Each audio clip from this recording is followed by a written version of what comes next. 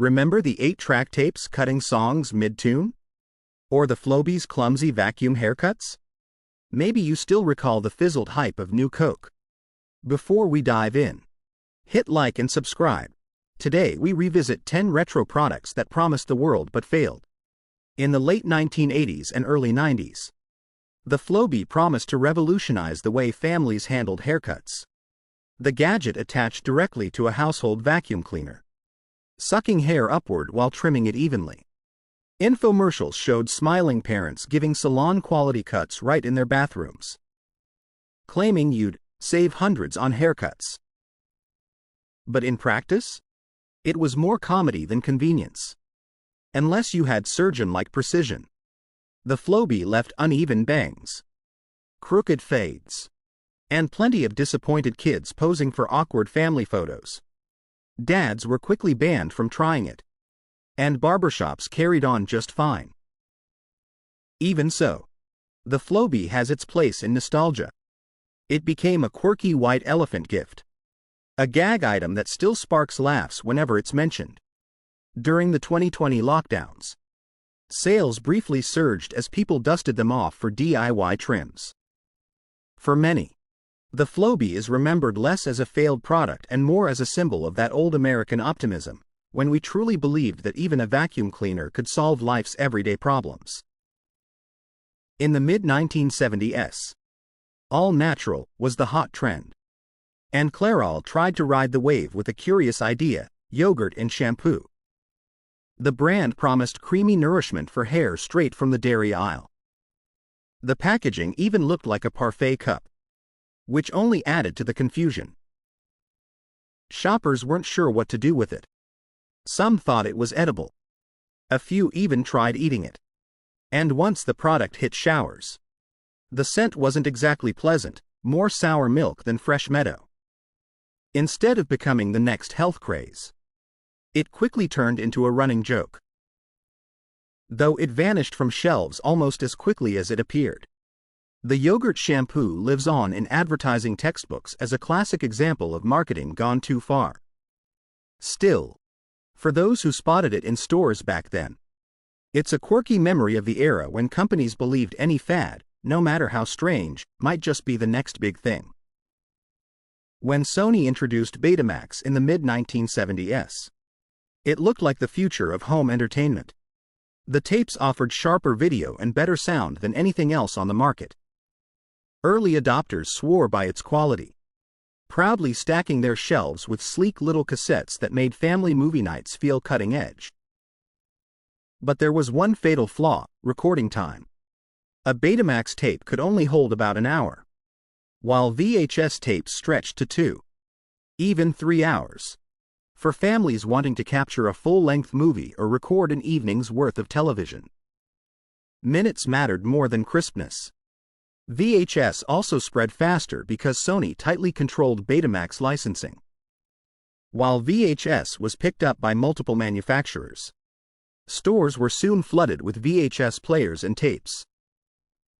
By the early 90s, Betamax had faded into obscurity, surviving only among die-hard fans who claimed it was robbed of its rightful place.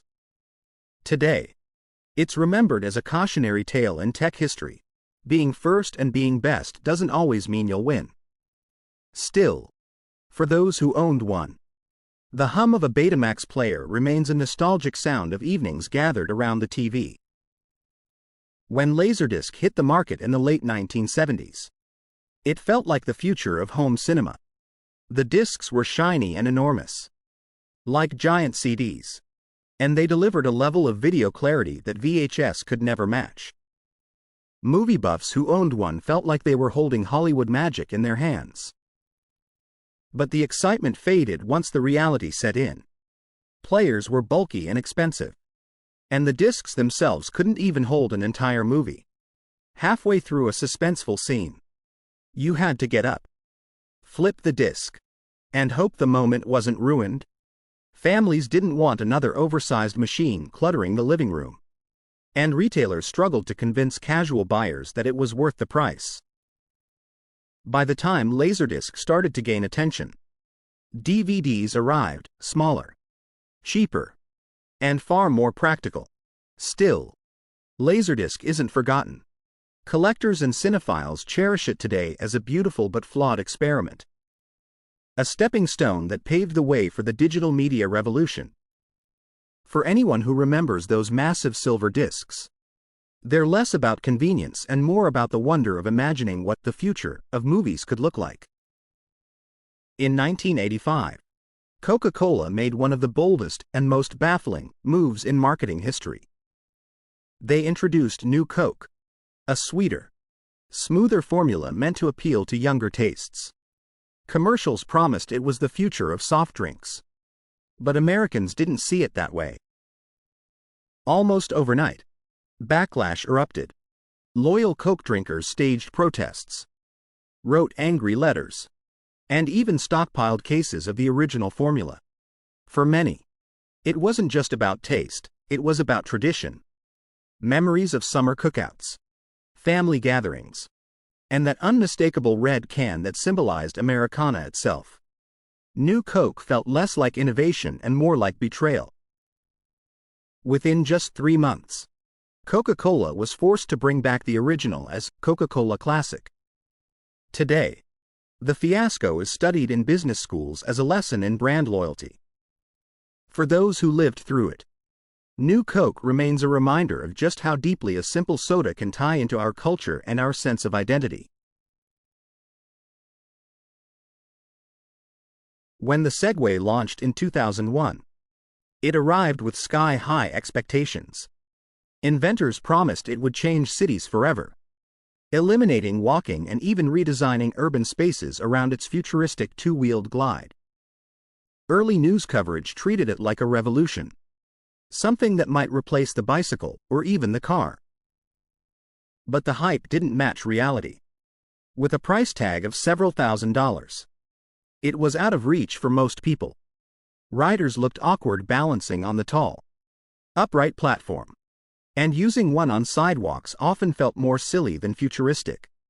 Instead of reshaping cities, the Segway found its niche with mall cops, tour groups, and a few curious commuters. Even so, the Segway became an icon in its own way. It's remembered less as a failure of engineering and more as a failure of image. The machine worked, but the world never embraced it.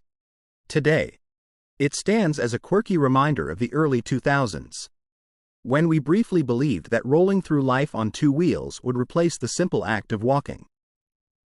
Back in 1993, Apple unveiled the Newton, a device that seemed straight out of science fiction. It was a personal digital assistant that promised to replace your notepad and Rolodex. With handwriting recognition, contact storage, and note-taking, it was pitched as the future of productivity. For tech fans, it felt like holding tomorrow in their hands. But reality didn't match the promise. The handwriting feature struggled to read even the simplest grocery list, often turning neat words into gibberish. The device was bulky, the battery life short, and the price tag steep. What was meant to simplify life often left users more frustrated than impressed. Still, the Newton deserves credit. Though mocked on shows like The Simpsons, it planted the seeds for the devices that would later change the world: Palm Pilots, Blackberries, and eventually the iPhone. Today, it's remembered as a brave misstep, proof that sometimes being too far ahead of the curve can feel like failure. For those who saw it back then, the Newton was a glimpse of the digital age just over the horizon. Introduced in the 1930s, the Dvorak keyboard was designed to be faster and more efficient than the familiar QWERTY layout. By placing the most used letters on the home row, it promised smoother typing, less finger strain, and higher productivity. For anyone frustrated with QWERTY, it sounded like a revolution waiting to happen. But the problem wasn't the design, it was habit. By the time Dvorak appeared, schools, offices, and typewriter companies had already standardized on QWERTY. Switching meant retraining your brain, slowing down your work, and relearning everything you'd practiced for years. Most people gave up quickly, deciding efficiency wasn't worth the struggle. Even though it never caught on, a small group of loyal typists still swear by Dvorak today. For them, it's a badge of dedication. A what could have been story in the history of technology. Looking back, the Dvorak keyboard reminds us that sometimes it's not the better tool that wins, it's the one the world is already comfortable with. Few cars are as instantly recognizable as the DeLorean DMC-12. With its stainless steel body and futuristic gullwing doors, it looked like it drove straight out of tomorrow when it debuted in the early 1980s.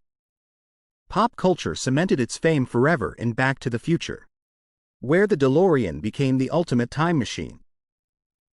But behind the Hollywood glamour, owning one was a nightmare. The engine was underpowered, the build quality inconsistent, and those iconic doors often jammed. Production delays and financial troubles plagued the company. And by 1983, the dream had collapsed. What promised to be a revolution in automotive design became one of the industry's most infamous flops. Still, nostalgia has kept the DeLorean alive. Collectors cherish it, fan clubs celebrate it, and movie fans revere it as more than just a car, it's a cultural symbol. For many, the DeLorean represents ambition, imagination, and that unique spark of 1980s optimism, proving that sometimes looking cool is enough to earn a permanent place in history.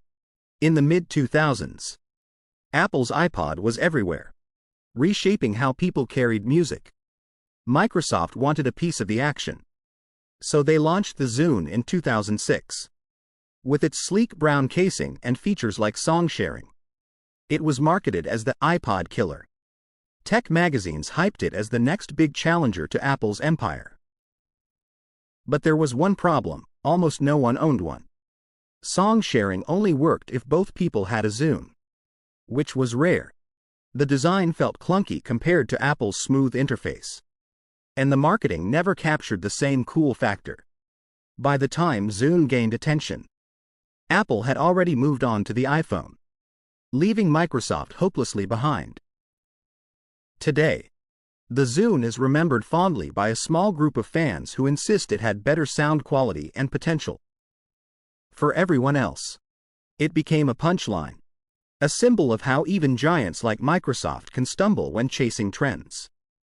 Still, spotting an old Zune brings back memories of the mid-2000s when pocket music players defined an era, and tech companies fought to own the soundtrack of our lives.